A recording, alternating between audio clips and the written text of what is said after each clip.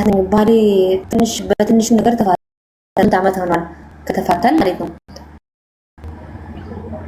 ሲንግል ነሽ? አሁን ሲንግል ነኝ እግዚአብሔር ይመስገን። እያሳደኩ ነኝ ያለሁት። እሺ፣ ስለዚህ አሁን ምንድነው የምትፈልጊው አንቺ? ያ ሰውዬ ከልቤ በቃ አልፈልግም። እኔ ልጆቼን ላሳድገው አልፈልግም። ከልቤ እንዴት ላውጣው? ይሰውዬ አልቻልኩም። ምንድነው የሚሰማሽ ስለሱ? ልጁ የዋ ሰው ነው፣ ግን ሞኝ ነው፣ ገገማ ነው። ምንም ነገር አያውቅም። ዝም ብሎ እወድሻለሁ አፈቅርሻለሁ ብሎ ይሄ ሰው ይሄ አይነፋም ብዬ በቃ እስከ ሰው ጋር እስኪ አንዳንዴ እስኪ ለአሌክስ ጋር ልግባ ብዬ ዛሬ እንደዚህ ዝም ብዬ እያሰብኩ ነበርኩና እንዳጋጣሚ በቃ እንትን ስገባ ወዲያው እኔም ከቻልኩት ለዛው እስኪ አንድ ምክር ትመክረኛለህ ወይ? ስልክ ተደውሏል። ሞኝ ነው ያልሽ? ሞኝ ነው ልጁ፣ ምንም አያውቅም። ዝም ብሎ ያወራል እንጂ ማያውቀው ነገር ዝም ብሎ ሞኝ ነው ያልሽው ለምንድን ነው? በምን ምክንያት ነው ሞኝ የሆነው? ማለት ሞኝ ነው ያልሽው እንዴት ሰው ሳያውቅ እንዴት አፈቅርሻለሁ ወድሻለሁ አጋብሻለሁ ይላል እንዴ? ሰው ማታውቅ እንዴ ነው? እሺ ሞኝ አይደለም? የሰው ሞኝ እኮ ነው። አንቺ ምን ልትባይ ነው? ያኔ በቃ እንደዚህ ያልኩት 6 ወር ሆኗል። እያወራን ነበር። በቃ ማያውቅ ፍቅር ውስጥ ነው የገባሁት። እኔም በቃ እወዳለሁ ብዬ እሺ ቃል ገባሁ። ለዛው ያለ ሰው ከልቤ ላውጣ በቃ ቃል ስለገባሁ አልፈልግም። ቆይ ይኸውልሽ፣ አሁን እሱ ማያውቀውን ሰው እንዴት አፈቅርሻለሁ ይላል አልሽኝ እና ሞኝ ነው አልሽኝ። አንቺም እኮ አሁን ፍቅር ይዞኛል ከሱ እያልሽን ነው። ስለዚህ አንቺም የማታውቂውን ሰው ነው እንግዲህ ፍቅር የያዘሽ። ሁለታችሁም ተመሳሳይ ሁኔታ ነው ሁለታችሁም ጋር ያለው። ስለዚህ እንዴት ነው እሱን ሞኝ አንቺ ልትይው የምትችይው? አንቺ እኮ ወይ ፍቅር ባይዝሽ ወይ አንቺ የተሻለ ከሱ የተሻለ የማገናዘብና የማስተዋል ሁኔታ ውስጥ ብትሆኚ ያን ማለት ትችላለች። አለበለዚያ ግን ሁለታችሁም እኮ ተመሳሳይ ነገር ነው እያደረጋችሁ ያላችሁ። ገብቶሻል? አዎ ገብቶኛል። ስለዚህ በመሰረቱ አሁን አንቺ ከልብሽ ማውጣት ነው የፈለግሽው። በቃ እኔ አልፈልግም ልጁ። ቪዲዮ ለምንድን ነው የከፈትሽው? አይ ያ ያል እሱ የራሱ ያ ያል ይከታተላል። ያው ብዬ ነው እዚህ ውስጥ አለ እሱ ያ ያል አለ ይመጣል፣ ችግር የለውም። ይሄ ብዬ ነው የከፈትኩት። አይ ነው ይውጣለት ነው። እሺ ሚውት አድርጊና አዳምጪኝ። እሺ አዳምጪኝ፣ ሚውት አድርጊና። በመሰረቱ እህቴ ህይወት እቃቃ ጨዋታ አይደለም። ገብቶሻል? ህይወት እቃቃ ጨዋታ አይደለም። ፌስቡክ ላይ ተዋወቅሽም ሰው አንቺ ራሱ ምንድነው አፈቀርኩት እያልሽ ነው ያለሽው። ይሄ ራሱ መጃጃል ነው፣ መጃጃል ነው። አንቺም እኮ ሞኝ ነሽ እኮ በሱ እሱን እንዳልሽው ማለት ነው እያደረግሽ ያለሽው የሞኝ ስራ ነው። ስለዚህ አደብ ግዢ፣ ስርዓት ያዢ። የመጣሽው ልጆችሽን ለማሳደግ ነው። አፈቀርኩት የምትይውን ሰው ገና ለገና ወይ ደጋግሞ ደውሎ ስላወራሽ ነው እንጂ ማንነቱን አውቀሽ ባህሪው ገዝቶሽ ስለሱ በቂ እውቀት ኖሮሽ አይደለም። ስለዚህ ከዛሬ ጀምሮ እሱን ለመርሳት የምትፈልጊ ከሆነ እነዚህ 3 ነገሮች አድርጊ። አንደኛ እሱን የሚያስታውሱሽን ነገሮች አጥፊ ከስልክሽ ላይ። ስልክ፣ ፎቶግራፍ፣ ፌስቡክ ላይ ያሉ ነገሮች ከቻል ፌስቡክ ማትጠቀሚ። ስራሽ ላይ ፎከስ አድርጊ። ቢዚ ሁኚ። ወደ ፌስቡክ ወሰድ እያደረገ እሱን እንድታይ እንዳያረግሽ በጣም ስራ ላይ አተኩሪ። ከዛ ውጪ ቀስ እያልሽ እሱን የምታይበት የምታወሪበትን ሁኔታ እየቀነሽ ነኝ። በቀስታ ነው የምትወጪው፣ በአንዴ አይደለም። አሁን ሄደሽ ብሎክ ምናምን የምታደርጊው ጭንቅላትሽ በጣም ኦቨር የሆነበትና እንደገና እሱ ስር ነው የምታገኙ ራስሽ። ስለዚህ የምታደርጊው ቀስ እያልሽ አንድ ቀን እየዘለልሽ ታወሪዋለሽ፣ አንድ ቀን እየዘለልሽ ታያለሽ፣ 2 ቀን እየዘለልሽ ርቀትሽን እያሰፋሽ ያለሱ መኖር ያለሱ መቆየትን የምትሽይበትን ሁኔታ እየተፈጠረ ይመጣል። ገብቶሻል? ስለዚህ በዚህ መንገድ ነው ማስኬድ ያለብሽ። ተግባባል? በጣም አሌክስ፣ እኔ ያሰብኩት አንድ ነገር አስታውስክ ነበር። እኔ እንደው ፌስቡክ ላው ድሊት አድርገው ሁሉንም አጠፋለሁ፣ በቃ በአዲሱ መልክ ሆኜ እመጣለሁ ብዬ እያሰብኩ ነኝ። ይሄ ነገር ሌላ በአዲሱ መልክ ልምጣ እያልኩ ነበር ያሰብኩት። አንድ እቺ ናት በቃ ሁሉ ነገር አጠፋለሁ፣ በቃ ነፃ ሆኜ መኖር እፈልጋለሁ ብዬ። አይ እንደዚህ ነው ጥሩ አይደለም። ጥሩ ምን ያደርግልሻል ፌስቡክ? ምንም ስራ ማሰሪበት ከሆነ እውቀትማ ማትገበይበት ከሆነ ምንም የማይጠቅምሽ ከሆነ ትሰሪያለሽ እዛ። ምንም ኳስን ትርፉ በሽታ ነው። ስራ ላይ ገንዘብ ያዢ፣ ከስደት የምትወጪበት ሁኔታ ፍጠሪ፣ ለልጆችሽ ቅርስ የምታፈሪበትን እዛ ላይ ነገር ላይ አተኩሪ። ተራው ነገር ላይ ጊዜሽን አታባኪ። እሺ ግልጽ ነው አሌክስ? ግልጽ ነው በትክክል። እሺ እኔ ያው ከአንተ እየተማርኩ ነገር ብዙ ነገር ተምሬያለሁ። ብዙ በቃ አሁን ከዚህ በኋላ በቃ ተምሬያለሁ። ተግባራዊ አድርጊው። በምስጋና ቀን መጥቶ አንተ ቤት በቃ እሺ። መልካም ቀን። በጣም አመሰግናለሁ ወንድማችን፣ አድናቂ ነኝ፣ እወዳለሁ። እሺ ክፉ አይንካክ።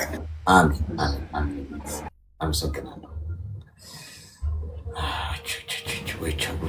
የፌስቡክ ጂኒ የተነሳበት ያለ ይመስላል። እስቲ የፌስቡኩን ወረርሽኝ ያቆምንበት መርፌ ድጋሚ እስቲ እንስራው። ፌስቡክ ደህና አርፎ ነበር ደግሞ ጀመረው። ሰላም ሄሎ፣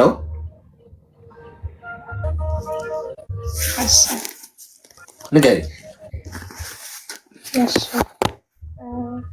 እኔ ተወልጄ ያደግኩትኝ ክፍለ ሀገር ነው እና እናቴ ጥላኝ ሄደችው 1 ዓመት ከ2 ያለውኝ ነው ማለት ነው። እሺ። እና እናቴን ማውቃት ከ17 ዓመት በኋላ ነው ማለት ነው። ጭራሽ መታ ጠይቃንም አታውቅም። ኦኬ።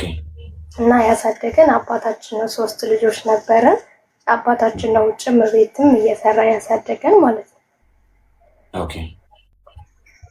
እና ከ16 ዓመት ልክ እዛ ከ1 እስከ 4 እዛ ክፍለ ሀገር አባቴ ጋር ሆኜ ተማርኩኝ። ከዛ 4ኛ ክፍል እንደጨረስኩኝ አባቴ እህት አዲስ አበባ መጣችኝ ካልወሰድኳት እዛ ላስተምራት ብላ ማለት ነው። እሺ።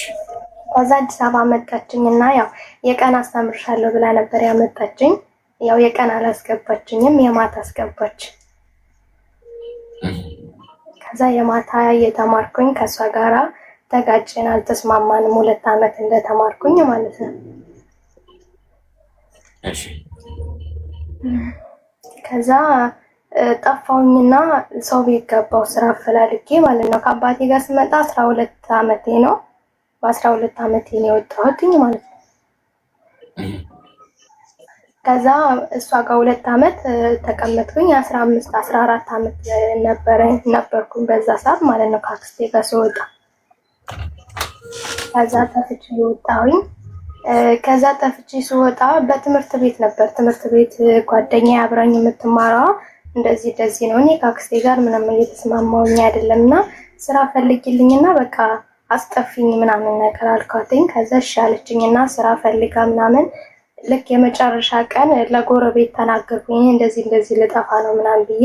ከዛ ያቺ ጎረቤት ለአክስቴ ነገረቻትና አክስቴ ደግሞ ትምህርት ቤት ድረስ ፖሊስ ይዛ መጣች ማለት ነው። ከዛ ለፖሊሶቹ ተናገረች፣ ከዛ ለመምህሮቹም ተናገረች። ምን ሆነሽ ነው ምናምን ስባል አይ እኔ ከአክስቴ ጋር እየተስማማኝ አይደለም ምናምን አልኳቸው፣ ነገርኳቸውኝ። በቃ ምናምን አሉ። እዛ ተቆጡን፣ ሁለታችንም ልጅቷንም ተቆጧት። እንዴት እንደዚህ ታረጊያለሽ ምናምን ይሄ እኮ ወንጀል ነው አሏት። ከዛ እሺ ብለን ምናምን በቃ ከዛ ተስማማን። ከዛ ያክስቴ ባል በቃ እኔ እዚህ መቀመጥ አልፈልግም አልኩት። ከዛ እሱ ተያዥ ሆኖ ስራ ፈልጎ አስገባኝ ማለት ነው። ከዛ ትምህርቴን እየተማርኩኝ የሰው ቤት ስራ መስራት ጀመርኩኝ ማለት ነው።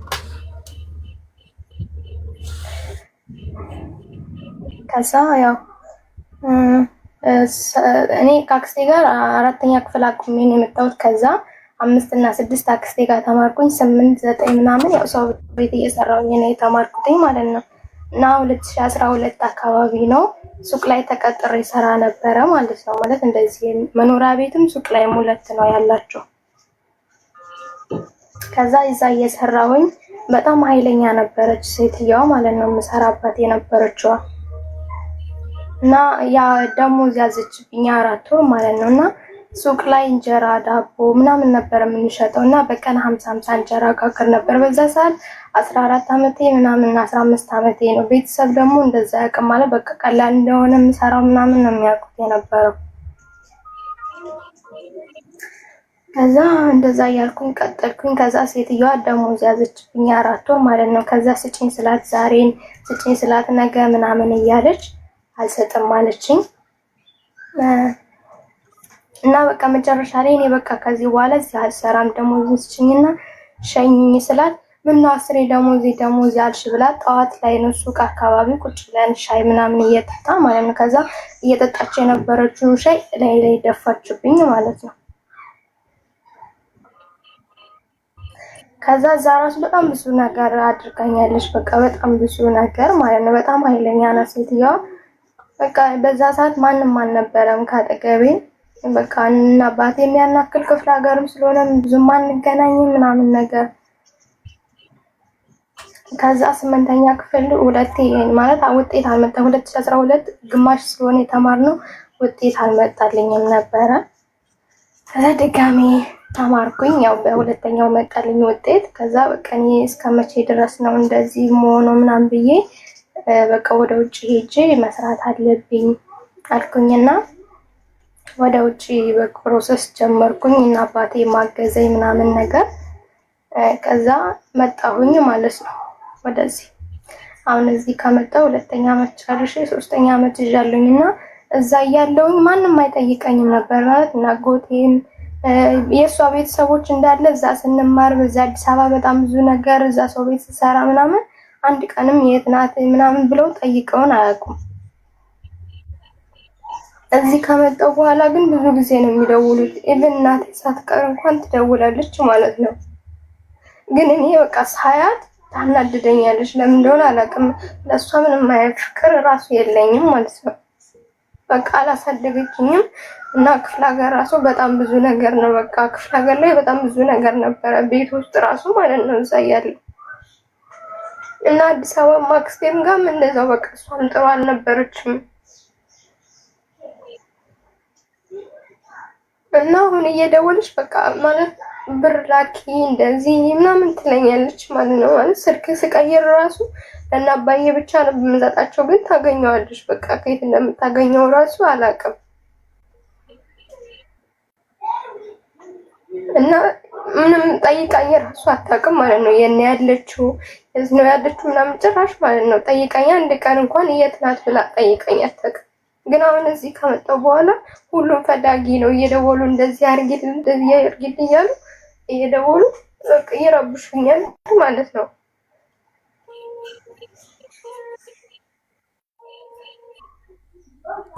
እና ለእናት ያለኝ ጥላቻ በጣም ትልቅ ነው ማለት በቃ የእሷን ድምጿን ራሱ ስሰማ በቃ ሰላሜ ነው የሚረበሸው። በጣም ነው የምታናድደኝ። ለምንድን ነው የምታያት? በቃ ስላላሳደገችኝ ደግሞ ስትሄድ የትም ጥላኝ ነው የሄደችው መንገድ ላይ ማለት ነው። እና እሱ ስሰማ ምናምን ያመኛል።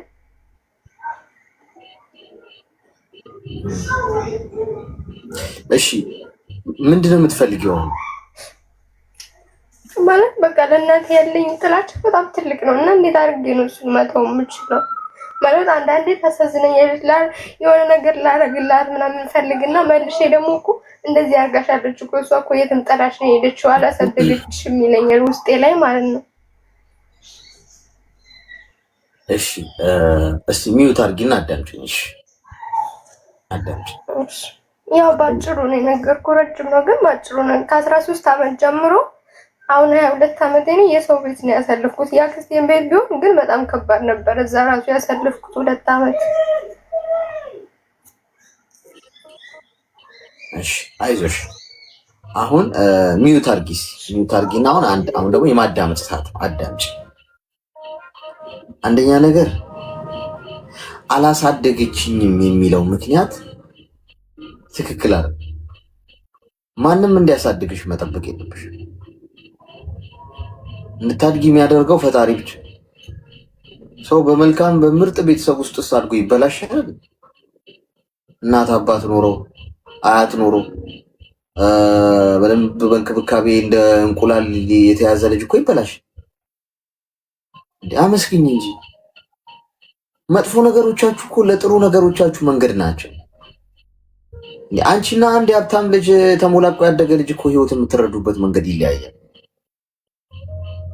አንቺ ህይወትን የምታይበት መነጽርና አንድ በእናትና በአባቱ ተሞላቆ ያደገ ሰው የሚያይበት መነጽር እኮ ይለያያል። አንቺ የበሰልሽ ሰው እኮ ነው የምትሆኚው። ያበሰለሽ እኮ መጣለሽ እኮ ነው፣ መረሳትሽ እኮ ብቻሽን ጥለውሽ መሄዳቸው። እኔ ብቻዬን የተውኝ ሰዎች ማሸልማለሁ። የእኔ እናት እንደነሱ ባለውለታ የለኝም እንጂ ሲጀምር እንደነሱ ባለውለታ የለኝም። የተውኝን፣ የካዱኝን፣ የዋሹኝን ህይወትን ብቻዬን እንድጋፍጥ ለብቻዬ የተውኝን ሰዎች ከልቤ ነው የምልሽ። ይሄ ዝም ብሎ ለምሳሌ ራስን ለማጽናናት ወይ ደግሞ እንደ ወይ እነሱንም የሆነ ነገር እንዲሰማቸው ምናምን በሚል አይደለም። እግዚአብሔር ነው የምልሽ። መሸለም ብችል እነሱን ነው መድረክ ላይ አውጥቼ መሸለመው። የእኔ እናት ለምን ካልሽ ባይተውኝ እኮ ይሄኔ እየተሻልኩ እኮ አልሆንም ነበረ። ገብቶሻል? ባይክዱኝ እኮ ምናልባት እኮ ይሄኛውን ሳይድ አላየውም ነበረ። አሁን አንቺ አሁን እናትሽ ጥላሽ ባትሄድ፣ አክስትሽ ቤት መጥፎ ጊዜ ባታሳልፊ፣ አሁን በራስሽ ጠንክረሽ ትቆሚያለሽ እንዴ? አትቆሚም እኮ። ይሄ ምንድነው? የምቾት ቀጠና ውስጥ ነው የምትሆኚው። አለቀ። ኮንፈርት ዞን ውስጥ ነው የምትሆኚው። ችግር ምን እንደሆነ አታውቂም። በራስሽ ተነስተሽ ጥሩ ግሮ መብላትን አታውቂም። ስለዚህ ሁሌ እናትሽ ነሽ የምታጎርስሽ። ስለዚህ በጣም በጣም በጣም በጣም በጣም በዚህ መንገድ አይተሽ ጭራሽ ይቅርታ ራሱ ሳትጠይቅሽ ይቅርታ አድርጊላት ለሰላምሽ ስትይ። ገብቶሻል? አንደኛ ነገር። ሁለተኛ አንቺ እንደዚህ ማልቀስ አይገባሽ፣ ማስለቀስ ነው ያለብሽ። እንዴት ታስለቅሻለሽ የሚለው ላይ እናውራ። ራስሽ ላይ በመስራት ራስሽን የተሻልሽ አድርገሽ በማግኘት የጎዱሽን ሰዎች አይቀጡ ቅጣት መቅጣት ትችያለሽ። ገብቶሻል? ራስሽን የተሻልሽ አድርገሽ በማስረዳት አንቺ ጫማ ውስጥ ያልሆነ ሰው ሊረዳሽ አይችልም። ኦፍኮርስ እረዳዋለሁ። አሁን ምርጥ እናት ያላት ወይም ቆንጆ አድርጋ ያሳደገችው ሰው ወይም ጥሩ እናት ያለው ሰው አንቺ ምን ተለፈልፍ ያለሽ እናትን የመሰለ ነገር የለም ይልሻል። ህመምሽን አይረዳውም። አብዛኛው ሰው ፈራጅ እሱ ያለበትን ስሜት እንጂ አንቺ ያሳለፍሽውን አያውቅም። ያም ሰው እኮ ትክክል ነው። ጥሩ እናት ካለው እናቱን አፕሪሼት ማድረግ አለበት። ያ በአንቺ ሳይድስ ቢሆን የምር ይሄን ይለው ነበር? አናውቅም። እሱ ሲኮን ብቻ ነው። ስለዚህ እኔ አልፈርድብሽም፣ ጀጅ አላረግሽም። ሀሳብ ነው የምሰጥሽ አንቺ ደህና እንድትሆኚ፣ አይምሮሽ ሰላም እንዲሆን። ምክንያቱም መረሳት፣ መጣል፣ መተው ምን አይነት ከባድ ስሜት እንዳለው ይገባኝ። በሰው ቤት ተረግጠሽ መኖር። ስለዚህ አንቺ አሁን የተሻለው ከፍታ ነው የሚገባሽ። የተሻለው የከፍታ ሌቭል ላይ ማደግ አለብሽ። በአስተሳሰብ ልዕልና ከፍ ማለት አለብሽ። ፈጣሪ ያንን ሁሉ ነገር አሳልፎልሻል አይደል? አንቺ በጭንቅላት ልትበልጫቸው ይገባል። አሁን ሄደሽ እናትሽ ቢወርቁ ብታነሽ አለውልሽ ምናምን ብታያቸው በቃ እኮ የመጨረሻ እኮ ጭንቅላታቸውን ነው የምትጎጂው። እኔ ትቻት ሂጂ ጥያት ሂጂ እሷ አድጋ ጥራ ለፍታ እንደዚህ ማድረጓ ምን አይነት አይምሮ ቢኖራት ነው? ትደንቅብሻለች። ሁለተኛ ሰላም ታገኛለሽ። ሶስተኛ በራስሽ ትኮሪያለሽ። እንደዛ ተገፍተሽ እንኳን አንቺ ጥሩ ካደረግሽ ማለት ነው፣ መልካም ልብ ካሽ። ስለዚህ እንድታሰምሪበት የሚያስፈልገው ጉዳይ ማንም እዚህ ምድር ላይ ለአንቺ ለመቆም የተፈጠረ የለም። ብቻሽን ነሽ፣ ብቻሽን ነው የምትፋለሚ። ለብቻ መፋለም ደግሞ ያለው ጣዕም ልነግርሽ አልችልም። ስለዚህ በርሽን ዘጋግተሽ አሁን ለብቻሽ ህይወትን ታግለሽ ቆመሽ ጠንካራ ሆነሽ ገንዘብ ይዘሽ ጤናሽን ጠብቀሽ የተሻልሽ ሆነሽ እንደውም ለገፉሽ ሰዎች ምን መሆን አለብሽ? አንቺ እጅ መዘርጋት ስቺ። ከዚህ በላይ ጦርነትን በድል ማሸነፍ የለም ባይዘ። ስለዚህ እህቴ በጭንቅላት ብለጫቸው፣ ጎበዝ ሴት ሁኚ። ጨለማ በጨለማ አይደለም ይሻሻለው ወይም የሚጠፋው፣ ብርሃን ነው ጨለማን የሚያሸንፈው። ስለዚህ አንቺን ጨለማ ውስጥ ጥለውሽ ሄደዋል አይደል? ምን አለበት አንቺ ጥሩን ሳይድ ብታሳያቸው። ፈጣሪ ውለታ ውሎልናል ለእያንዳንዳችን። ችግራችንን አሳልፏል፣ መከራችንን አሳልፏል። ሁሉ ነገር ያልፋል። ካለፍነው በኋላ ግን ጥፍራችንን የምናወጣ ሰው አንሁን። በተለይ የበደሉ ሰዎች ላይ ጥፍር የምናወጣ ሰው አንሁን። ከቻልን እንተዋቸው፣ ከቻልን ከወደቁ እናንሳ፣ ካልሆነ ግን እንተው። እስቲ ይኑሩ የራሳችን ህይወት፣ ምን አገባኝ በእነሱ ህይወት ብለን ክፉም ደግም ከማውራት ተቆጥበን የራሳችንን ምናመሰግነው ፈጣሪን በዛ መንገድ ነው። አለን እኔ ላደረግኩላት መልካም ነገር እሷ ይሄንን መንገድ ከተወችው ብሎ ያስባል ፈጣሪ። አይሽ ግን ያን ሁሉ መከራ አልፈሽ እዚህ ጋር መተሽ አንቺ ጥፍርሽን ካወጣሽ ትክክል አይደል? ስለዚህ መለስ ብለሽ አንቺ ብለጪ። እሺ ስማርት ሁኚ። ተግባባን? አዎ ተግባብተናል። አመሰግናለሁ።